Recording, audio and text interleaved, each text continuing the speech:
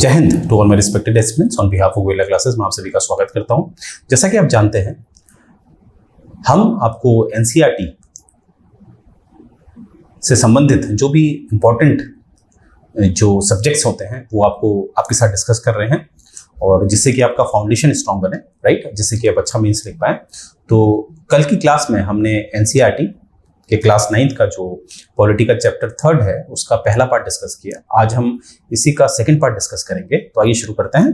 तो जो लोग भी ये लेक्चर डायरेक्ट देख रहे हैं तो कोशिश करिए पहले प्रीवियस लेक्चर देख लीजिए, तत्पश्चात ये लेक्चर देखिए तो आपको ज्यादा बेहतर समझ में आएगा, राइट। तो आज जो हमने पढ़ना है वो है कि what makes an election democratic, यानी कि चुनाव को एक लोकतांत्रिक कैसे बनाया जा सकता है। मतलब यहाँ पर समझने वाली बात है कि लोकतंत्र और चुनाव का क्या संबंध है। क्या जहां पर लोकतंत्र होगा वहां पर चुनाव होना जरूरी है, या ऐसा हो सकता है कि देश लोकतांत्रिक नहीं है पर वहां भी चुनाव हो रहे हैं। तो यही हमें जवाब आज मिलेगा, राइट। जो एक मन में हमारी क्यूरियोसिटी रहती है कि जहां लोकतंत्र है वहीं चुनाव होते हैं। आइए अब देखते हैं ये सही है या गलत है, राइट।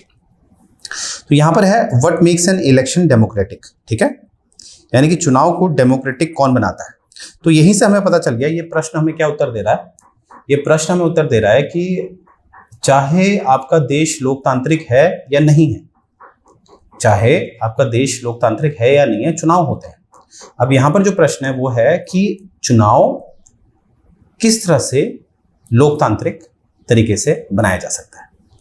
तो यहां पर है election can be held in many ways. All democratic countries hold election, but most non-democratic countries also hold some kind of election. अब आप देख रहे होंगे, यानी कि जो चुनाव है, चाहे देश में लोकतंत्र है या नहीं है, दोनों ही जगह चुनाव होता है। How do we distinguish between democratic election from any other election? यानी कि अब हम कैसे जो एक लोकतांत्रिक चुनाव है और एक जो गैर लोकतांत्रिक चुनाव है उसमें अंतर कैसे निकालें। प्रश्न तो ये है ना। तो आइए देखते हैं। We have discuss this question briefly in chapter 1।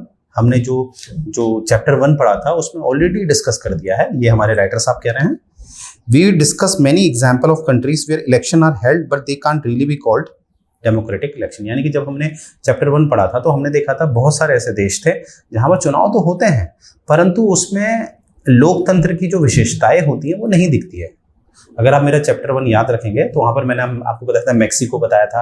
वहाँ पर क्या होता है कि चुनाव एकदम फेयर तरीके से नहीं होते, फ्री और फेयर, ठीक है, यानी कि वहाँ पर कहीं ना कहीं धोखाधड़ी होती है। इस तरह से सरकार हस्तक्षेप करती है कि चुनाव में कहीं ना कहीं पक्षपात हो। वैसे ही चाइना आप देख लीजिए, चाइना चाहे अपने आप को आज के समय पे डेमोक्रेटिक कहता है परंतु वहाँ पर आप देखेंगे जो वहाँ की मुख्य पार्टी है, जो कम्युनिस्ट पार्टी है, वही निर्धारित करती है कौन व्यक्ति चुनाव लड़ेगा कौन नहीं लड़ेगा, यानी कि निर्दलीय वहां पर नहीं लड़ सकते। तो ये भी तो चुनाव जो है वो एक लोकतांत्रिक की जो एक मूल विशेषता होती है जिसमें हम फ्री इलेक्शन की बात करते हैं, वो नहीं होता है, राइट। तो ये ऑलरेडी मैंने चैप्टर 1 में पढ़ा रखा है। तो वही बात यहाँ पर राइटर साहब भी कह रहे हैं। आगे देखते हैं। Let us recall what we have learned there and start with a simple list of minimum condition of a democratic election. तो यहाँ पर राइटर साहब कह रहे हैं, चलिए एक बार दोबारा देख लेते हैं कुछ इसका सारांश जो हमने ऑलरेडी पढ़ा था। तो यहां पर आप देखिए, पहला, everyone should be able to choose. This mean that everyone should have 1 vote equals to 1। जैसे इसमें कहा जा रहा है कि सभी को मौका मिलना चाहिए कि वो लोग अपने लिए कौन उन पे शासन करेगा वो चुन पाए। पर उसके लिए तो सबसे पहली कंडीशन होनी चाहिए कि जितने भी जो वोट होता है सबका मूल्य एक ही होना चाहिए। देखिए होता क्या था, बहुत सारे ऐसे देश थे 17वीं शताब्दी में, खासकर यूरोप वाले हिस्से में। उसमें क्या होता था कि उस समय समाज को 2 वर्गों में विभाजित किया जाता था, मुख्यतः 2 वर्गों में विभाजित किया जाता था। पहला वर्ग होता था जो काफी पैसे वाले लोग हैं और दूसरा वर्ग होता था जो गरीब है। तो पैसे वाले लोगों के लिए क्या होता था कि उनका जो 1 वोट है उसका वैल्यू वो 1 से ज्यादा रखते थे। उदाहरण, जैसे 1 वोट का वैल्यू 10 होगा, वैसे जो गरीब होता था उसका 1 वोट का वैल्यू 1 ही रखते थे। या तो कभी कभी तो देखा जाता था गरीब आदमी को तो वोट देने का भी अधिकार नहीं था। तो इस तरह का एक इम्बैलेंस होता था, एक असंतुलन होता था।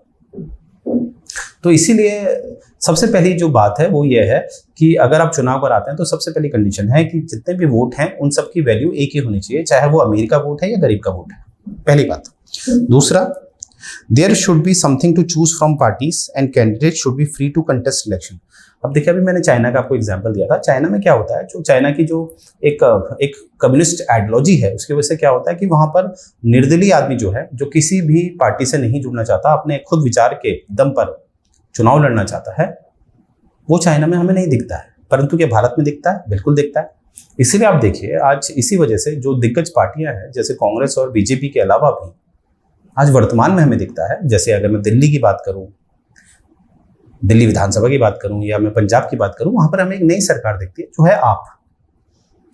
तो दूसरी विशेषता यह है कि कहीं ना कहीं फ्री होना चाहिए इलेक्शन में कॉन्टेस्ट करने के लिए, भाग लेने के लिए, ठीक है, आप निर्दलीय भी खड़े हो पाए।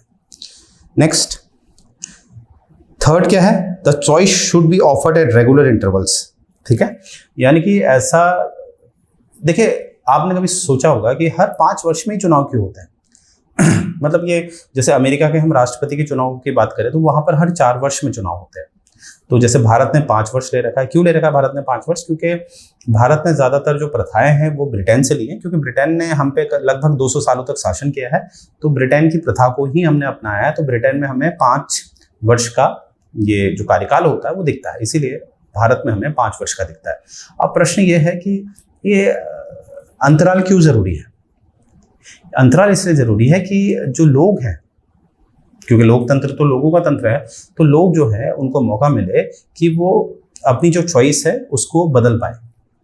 जैसे क्या होता है, किसी के झूठे वादों से लोगों ने हो सकता है उसको चुन लिया हो, पर बाद में पता चल रहा वो तो कुछ भी काम नहीं कर रहा। तो 5 वर्ष बाद दोबारा क्या हो सकता है, लोगों के पास विकल्प आ जाता है कि वो चुन पाए। तो इस डर की वजह से भी क्या होता है कि सरकार सही काम करती है। तो ये होना चाहिए, ठीक है, रेगुलर इंटरवल्स होने चाहिए।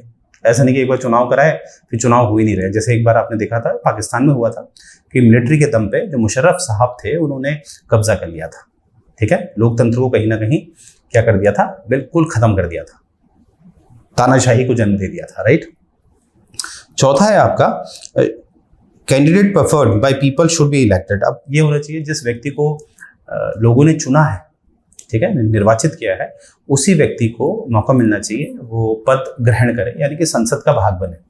जैसे आज भी आप देखते होंगे भारत में यहाँ पर कुछ कमी आपको दिखती है। भारत में एक प्रथा अपनाई जाती है। भारत में ये होता है कि जैसे अगर मैं उत्तराखंड का उदाहरण लूँ तो उत्तराखंड के वर्तमान में जो मुख्यमंत्री हैं वो हैं पुष्कर सिंह धामी जी, परंतु वो खुद हार गए थे जब विधानसभा के चुनाव हुए थे। तो जो उनका विधायकी क्षेत्र था वहाँ से वो हार गए थे। फिर एक प्रथा का इस्तेमाल किया गया, जो जीते हुए व्यक्ति थे उन्होंने अपना पद छोड़ा और उनके बदले वो बैठे। तो लोकतंत्र की ये जो विशेषता है कि जिस व्यक्ति को चुना गया है लोगों ने, उसी व्यक्ति को बैठाना चाहिए, वो कहीं ना कहीं ये विशेषता को, ये जो आज भी भारत में जो ये नियम चलता है वो खंडित करता है। तो इसीलिए यहाँ पर हम भारत को थोड़ा सा नकारात्मक कह सकते हैं लोकतंत्र के हिसाब से, ठीक है, परंतु ये लोकतंत्र की विशेषता है। और पांचवी है कि फ्री एंड फेयर मैनर, यानी कि जो चुनाव होने चाहिए वो फ्री और फेयर मैनर में होने चाहिए, ठीक है, यानी कि किसी भी दबाव में चुनाव नहीं होने चाहिए इस तरह से, राइट। वरना काफी, जैसे मेक्सिको में क्या होता है कि आप चुनाव में वोट डालते हैं तो वहां पर सरकार क्या करती है, आपको अपना जो शक्ति होती है उसको इस्तेमाल कर आपको लालच देती है। जैसे अगर आप हमें वोट देंगे तो आपको इतने पैसे मिलेंगे, तो आदमी क्या करता है, पैसे के लालच में वोट दे देता है। तो वो नहीं होना चाहिए, फ्री और फेयर इलेक्शन होने चाहिए। इसीलिए आप देखते होंगे भारत में आचार संहिता लगा दी जाती है, फिर किसी भी तरह का प्रचार नहीं होता है। तो यहाँ पर भारत जो है वो लोकतंत्र की जो विशेषता है उसको संभालता है, राइट। आगे देखते हैं। तो आगे जितना भी हमने पढ़ा वो सारी की सारी लोकतंत्र की विशेषताएं। अगर इन विशेषताओं के आधार पर, जो हमने भी पहली, दूसरी, तीसरी, चौथी, पांचवी पढ़ी, उन आधारों पे अगर चुनाव कराए जा रहे हैं, याद रखिएगा, उन आधारों पे अगर चुनाव किए जा रहे हैं तो वो लोकतांत्रिक चुनाव है। अगर उन आधारों में नहीं कराए जा रहे हैं चुनाव तो वो अलोकतांत्रिक चुनाव है, नॉन डेमोक्रेटिक इलेक्शन है। अब मुझे उम्मीद है आप समझ पाए होंगे what are democratic elections and what are non democratic elections, और भारत को आप तोल लीजिएगा, right. These might look like very simple and easy condition, but these are many countries where these are not fulfilled. In this chapter, we will apply these conditions to the election held in our country to see the will of the. मतलब इसमें कहा जा रहा है कि जैसे कि आपको प्रतीत हो रहा होगा ये तो बहुत आसान है, परंतु ऐसा नहीं है। बहुत सारे जो देश हैं वहां पर लोकतंत्र होता है, परंतु वहां लोकतांत्रिक चुनाव नहीं होते हैं, यानी कि किसी तरह की हमें तानाशाही दिखती है, राइट। आगे देखते हैं। It is good to have a political competition. अब इसमें कहा जा रहा है कि जो राजनीतिक प्रतिस्पर्धा होती है, जो पॉलिटिकल कंपटीशन होता है, क्या वो सही है? अब देखिए एनसीईआरटी ने बहुत अच्छा इसमें समझा रखा है। एनसीईआरटी ने आपको समझा रखा है कि देखिए अगर इसको शॉर्ट टर्म में अगर आप देखेंगे तो ये हमारा जो एक देश होता है उसकी जो अखंडता होती है उसको कहीं ना कहीं खतरे में डालता है। क्यों? क्योंकि आप जानते हैं कि आपको दिखता भी होगा राजनीतिक दल क्या करते हैं, एक दूसरे की आलोचनाएं करते हैं, चाहे वो तर्कपूर्ण है या नहीं है, पर आलोचनाएं हो रही होती हैं। तो उसकी वजह से क्या होता है, झगड़ा होता है। उसकी वजह से क्या होता है, कभी कभी ये बात कम्युनिटी तक आ जाती है, राइट, वो दिखता ही होगा आपको। तो जब बात कम्युनिटी तक आ जाती है तो कहीं ना कहीं जो देश की एकता होती है, अखंडता होती है, वो तो खतरे में ही आएगी, राइट। ये बात इसमें बता रखी है। आगे देखते हैं। अब होता क्या है कि ये बात आपको क्या लगता है, जो हमारे संविधानकर्ता थे वो नहीं जानते थे? वो जानते थे ये बात कि ऐसा हो सकता है, परंतु फिर भी ये जो चुनावी प्रतिस्पर्धा है वो क्यों रखी जाती है, ये कंपटीशन क्यों रखा जाता है? इसके पीछे जो कारण है वो है कि इसमें लॉन्ग टर्म जो होता है, जो लॉन्ग टर्म, एक होता है शॉर्ट टर्म, एक होता है लॉन्ग टर्म। लॉन्ग टर्म के आधार पर इसको देखा जाए तो इसमें फायदे होते हैं, राइट। अब हम वही देखेंगे वो फायदे क्या हैं। जैसे ये मैंने ऑलरेडी बता दिया कि एक दूसरे से लड़ते हैं ये लोग, डर्टी ट्रिक्स का इस्तेमाल करते हैं किसी भी तरह कंपटीशन में सर्वाइव कर पाए, राइट। अब यहां पर देखिए, यहां पर क्या है, our constitution maker were aware of this problem. जैसे कि मैंने कहा जो संविधान सभा जिन्होंने बनाई थी वो इस जो बात हम समझ पा रहे हैं वो तो ऑलरेडी समझ चुके होंगे, right. Yet they opted for free competition in election. फिर भी इन्होंने ये जो चुनावी प्रतिस्पर्धा है, यानी कि फ्री में कंपटीशन की बात है चुनावी क्षेत्र में, उसको उठाया, उस नियम को रखा। क्यों रखा? They did so because this system work better in the long run. जैसे कि मैंने बताया आपको, लॉन्ग रन में ये सिस्टम अच्छा काम करता है। कैसे? देखिए यहां पर कितनी अच्छी बात बता रखी। Let's see. In an ideal world all political leaders know what is good for the people and are motivated only by the desire to serve them. यानी कि एक आदर्श देश होगा या विश्व होगा आदर्श। अब आदर्श को क्या परिभाषित करते हैं? आदर्श का मतलब होता है जहां पर कोई भी व्यक्ति लालची नहीं है, जहां पर हर व्यक्ति अच्छा है, कोई आदमी बुरा नहीं है, उसे कहते हैं हम आदर्श। तो आदर्श विश्व की बात की जा रही है कि आदर्श विश्व होगा तो वहां पर क्या होगा, जितने भी हमारे राजनीतिक जो लीडर है, जो नेता है, वो क्या करेंगे कि हमेशा जनता के लिए सोचेंगे, लोगों की सेवा करेंगे और उनको किसी भी तरह क्या करेंगे, जो भी उनसे हो सकता है प्रयास वो करेंगे, जनता की सेवा करेंगे। Political competition is not necessary in such ideal world. यानी कि ऐसी स्थिति में जहां पर सभी लोग अच्छे हैं, वहां पर ये पॉलिटिकल जो कंपटीशन होता है उसकी जरूरत ही नहीं है, यानी कि चुनाव कराने की जरूरत ही नहीं है, ठीक है, क्योंकि सभी अच्छे हैं, right. But that is not what happen in real life. परंतु वास्तविकता जो होती है वो ऐसा तो नहीं होता ना। अब वास्तविकता क्या होती है यहां पर देखिए, political leaders all over the world like other professional are motivated by desire to advance their political career. अब आप देखिए, आप बहुत सारे उदाहरण में एक हमारे जो एस्पिरेंट होते हैं, जो तैयारी करते हैं, देखिए ऐसे कितने उदाहरण हैं जिन्होंने पहले समूह गौ का पद निकाला, फिर भी उन्होंने पढ़ना नहीं छोड़ा, फिर उन्होंने पीसीएस निकाल दिया। तो इस तरह से आप देख रहे हैं हर व्यक्ति क्या है, कहीं ना कहीं वो लाइफ में आगे बढ़ना चाहता है, औरों से बेहतर बनना चाहता है। ये है वास्तविकता वाला हमारा जो देश है। आदर्श देश नहीं है हमारा। हर आदमी क्या है, एक कंपटीशन में है, ठीक है, अपने आप को बेहतर करना चाहता है।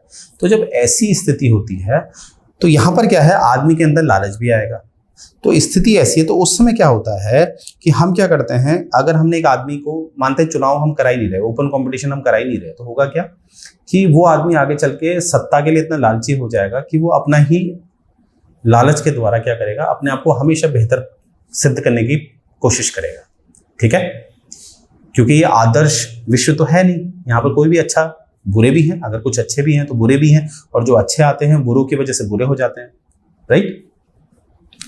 तो यहां पर आपको क्या बताया जा रहा है आगे राइटर साहब के द्वारा, तो इस सिचुएशन को हम कैसे ठीक करें, जो मैंने बताया आपको, जो ये मन में कंपटीशन वाली भावना आ रही है, इस वजह से लालच निकल आता है, ठीक है। तो कैसे, one way is to try and improve the knowledge and character of the political leader, यानी कि एक तरीका है कि जो पॉलिटिकल लीडर्स होते हैं उनकी ट्रेनिंग की जाए, उनकी नॉलेज बढ़ाई जाए, ठीक है, इस तरह से। The other and the more realistic way is to set up a system where political leaders are rewarded for servicing the people and punished for not doing so. यानी कि दूसरा तरीका है जो ज़्यादा हमें सही लगता है वो है कि अगर कोई पॉलिटिशियन अच्छा काम करता है तो उसको पुरस्कृत किया जाए, रिवॉर्ड दिया जाए, और अगर गलत काम करता है तो उसे पनिश किया जाए। यहाँ पर आप देखिए, एक आपके लिए 52nd अमेंडमेंट में लेके आया हूँ जो 1985 में हुआ था, जिसके द्वारा अनुसूची 10 को जोड़ा गया, और जहाँ पर आप जानते ही होंगे ये बड़ा प्रसिद्ध है आयाराम गयाराम के वजह से। यहाँ पर अब दल बदल कानून बन गया है, यानी कि अगर आप अकेले अपना दल बदलते हैं पैसे के लिए या अपने निजी स्वार्थ के लिए, तो आप कहीं ना कहीं इस कानून के तहत, इस संवैधानिक कानून के तहत आप एक अपराधी कहलाएंगे। तो इस तरह से दंड का प्रावधान भी दिया जाता है। और देखिए, तो यहाँ पर आपको ये भी समझ में आ रहा होगा कि एक जो दंड है वो ये भी तो है कि अगर ये अपना अच्छा काम नहीं कर रहे हैं, अपने वादे पूरे नहीं कर रहे हैं, तो 5 वर्ष बाद फिर चुनाव आएंगे, तो उस समय क्या होगा, सारी शक्ति जनता के पास चली जाएगी, फिर ये कहीं ना कहीं इनको सरकार ये अपनी नहीं बना पाएंगे, तो ये भी तो एक दंड हुआ, ठीक है। तो इसलिए हमारे चुनाव भी बहुत जरूरी होते हैं, right. Who decide this reward, ये रिवॉर्ड कौन डिसाइड करेगा? सिंपल आंसर, लोग। कौन करता है? लोग। इसीलिए आप देखते होंगे 2024 में अब लोकसभा के चुनाव हैं, तो सरकार ज्यादातर क्या करती है, नौकरियां लाती है, जो आम लोग हैं उनके बारे में सोचती है, राशन सस्ता कर देती है, इस तरह से, राइट। आगे देखते हैं, this is what electoral competition does. अब इसी में हम कह रहे हैं कि यही जो इलेक्टोरल कॉम्पिटिशन, जिसमें हमने फ्री में सबको कह रखा है कि आप राजनीति जो चुनाव होते हैं उसमें आइए और लड़िए। हालांकि शुरुआत में आपको दिखेगा कि ये लोग आपस में एक दूसरे की बुराई कर रहे हैं, अनैतिक जो संसाधन है उसका इस्तेमाल करते हैं इस तरह से, परंतु आप देखेंगे जब वो सरकार बनाते हैं तो वो फिर इस डर से सही काम करते हैं कि अगर उन्होंने सही काम नहीं किया तो सबसे बड़ी बात तो है कि 5 साल बाद क्या होगा, चुनाव होंगे, तो हम फिर सारी पावर तो जनता के पास चले गई, ठीक है। और ऊपर से आप देख रहे हैं संवैधानिक कानून बनाए जा रहे हैं, जैसे कि मैंने आपको दिखाया 52वां संशोधन जो 1985 में बना है, उसके द्वारा भी दंड है। तो इसलिए क्या होता है कि ये कंपटीशन, ये जो चुनाव होते हैं, ये कराना बहुत जरूरी होता है। तो लॉन्ग टर्म में क्या है इसके फायदे, राइट। तो यही बात यहाँ पर बता रखी है, और यहाँ पर बता रखा है कि इसको जोड़ रखा है, this is bit like the way of market work, even if a shopkeeper is interested only in his profit he force to. अब देखिए, दुकानदार होता है, मानते हैं आप जो भी मेरे लेक्चर देख रहा है, आप में से कोई दुकानदारी करता है या आपको बिजनेस का आइडिया, आपको पता है आप बिजनेस में अगर एक दफे गलत काम करोगे, ठीक है, आप किसी को माल बेच रहे हो महंगे दामों पे, बाद में वो जो व्यक्ति है उसको पता चल गया कि आप माल जो देते हो एक तो महंगा देते हो और बहुत चीप क्वालिटी का देते हो, क्या वो आपसे दोबारा खरीदेगा? नहीं खरीदेगा, राइट। वैसे ही क्या होता है, फिर वो अपना माल अच्छा बनाएगा जिससे कि उसका जो ग्राहक है, उसका जो कस्टमर है, वो बार बार उसके पास आए।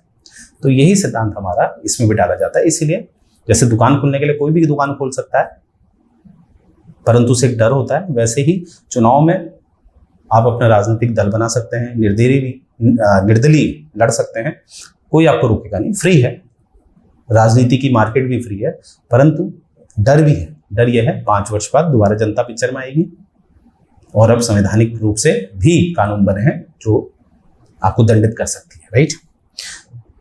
तो ये हमारा लेक्चर था, मुझे उम्मीद है आपको पसंद आ रहा होगा। थोड़ा कॉन्सेप्चुअल है क्योंकि एनसीईआरटी बहुत कॉन्सेप्चुअल चलती है, मैं प्रयास कर रहा हूँ बिल्कुल इसको आसान तरीके से, और इसको लिंक करा कर जो हमारे संविधान में लिंक है उसको लिंक करा कर आपको पढ़ाऊँ, राइट। तो यहाँ पर आप देखेंगे जो हमारा कोर्स आपको ऑफर किया जा रहा है, ये मात्र 2999 का फिलहाल ऑफर किया जा रहा है, क्योंकि इसमें 50% डिस्काउंट है, तो जल्दी करें, बाद में ये आपको पड़ेगा 5999 का। और यहाँ पर आप देख रहे होंगे ये हमारा टेलीग्राम लिंक है, इस लिंक को आपने ज्वाइन करना है और अपनी तैयारी को बेहतर बना रहा है, राइट। और ये हमारा नंबर है जिसमें आप 24/7 कभी भी फोन कर सकते हैं और आपकी हर क्वेरी को सॉल्व किया जाएगा। और ये प्ले स्टोर पे हमारी एप्लीकेशन है जिसे आप डाउनलोड करिए और अपनी तैयारी को बेहतर बनाइए, राइट। और ये हमारी वेबसाइट है, राइट। तो ये वेबसाइट में आप देख रहे होंगे कि UPSC, Haryana civil service, Rajasthan, Uttarakhand, तो इस तरह से आप देख रहे होंगे अलग अलग राज्यों का जो सिविल सर्विसेज है उसमें हम डील करते हैं, एक्सपर्टीज है हमारी, राइट। तो एक तजुर्बा भी है, तो आप निश्चिंत रहिए। और यहाँ पर से मैं ये अपना सेशन एंड करने जा रहा हूँ। तो मुझे उम्मीद है लेक्चर पसंद आया होगा। अगर लेक्चर पसंद आता है तो जो बेल है उसको दबाइए, जिससे कि कोई भी हम नया वीडियो अपलोड करते हैं तो आप तक उसका नोटिफिकेशन चला जाए, राइट। और ये जो चैनल है अगर आपको पसंद आ रहा है हमारा प्रयास, तो औरों तक भी शेयर करिए। तो यहीं से मैं अपना ये वीडियो बंद करने जा रहा हूँ, एंड करने जा रहा हूँ। जय हिंद।